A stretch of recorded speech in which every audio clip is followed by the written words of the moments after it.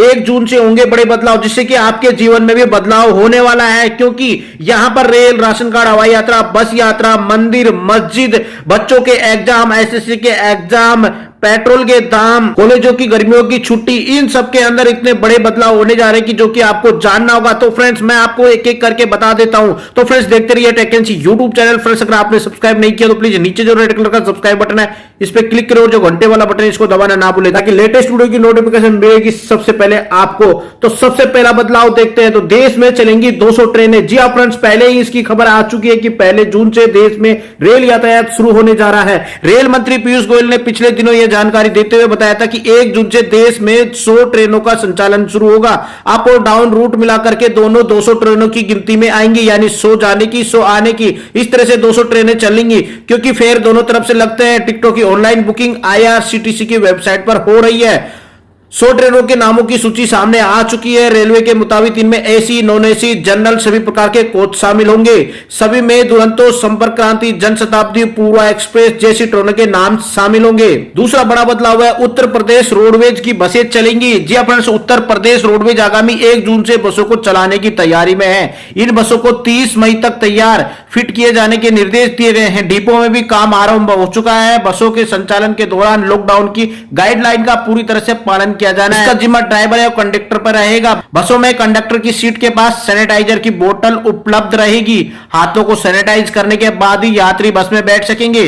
बस के स्टाफ के लिए अलग सैनिटाइजर की बोतल रहेगी। यदि बस 60 सीटर है तो उसमें यात्री सिर्फ 30 कर पाएंगे, यानी 50% यात्री ही सवारी कर पाएंगे। तीसरा सबसे बड़ा बदलाव है, one nation one ration card की स्कीम लागू होगी जून में ही। जी फ्रेंड्स, जून के महीने में ही केंद्र सरकार की महत्वाकांक्षी योजना one nation one ration card देश के 20 राज्यों में लागू होने जा रही है। इन 20 राज्यों में योजना लागू होने के बाद में राशन कार्ड धारक इन 20 राज्यों में कहीं से भी राशन ले सकेंगे। चौथा सबसे बड़ा बदलाव हुआ है, 1 जून से हो सकती है मानसून की आमद।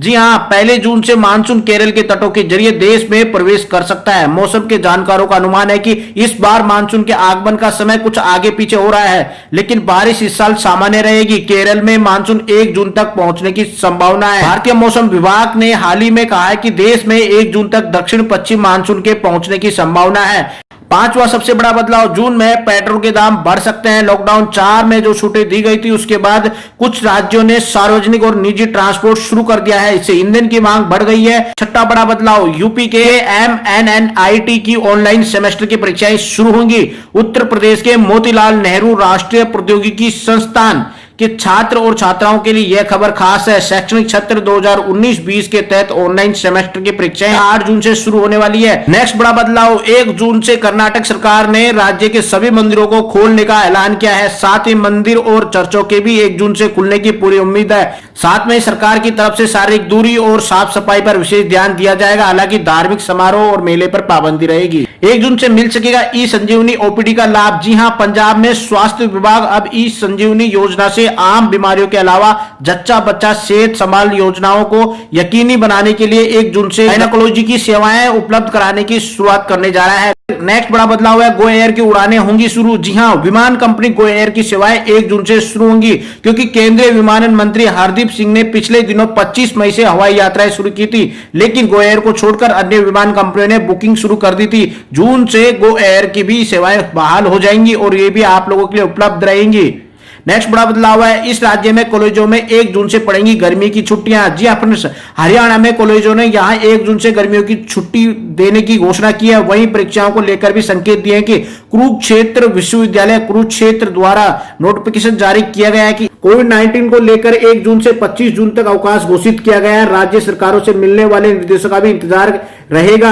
नेक्स्ट एंड लास्ट सबसे बड़ा बदलाव, जी हां, 31 मई को जो है लॉकडाउन खत्म हो रहा है, तो हो सकता है 1 जून से हमारे लिए नई गाइडलाइन रहे। तो इसके लिए हम सबको तैयार रहना पड़ेगा कोरोना से लड़ने के लिए, नए दिशा निर्देशों का पालन करने के लिए, क्योंकि पीएम मोदी या फिर हमारी राज्य सरकारें कुछ नए दिशा निर्देश जारी कर सकती। तो उन सबके लिए मेंटली लेवल पर तैयार रहें। हो सकता है आपको कुछ अच्छा सुनने को मिले। तो थैंक यू फ्रेंड्स, अभी इतना ही, मिलते नए वीडियो के साथ में।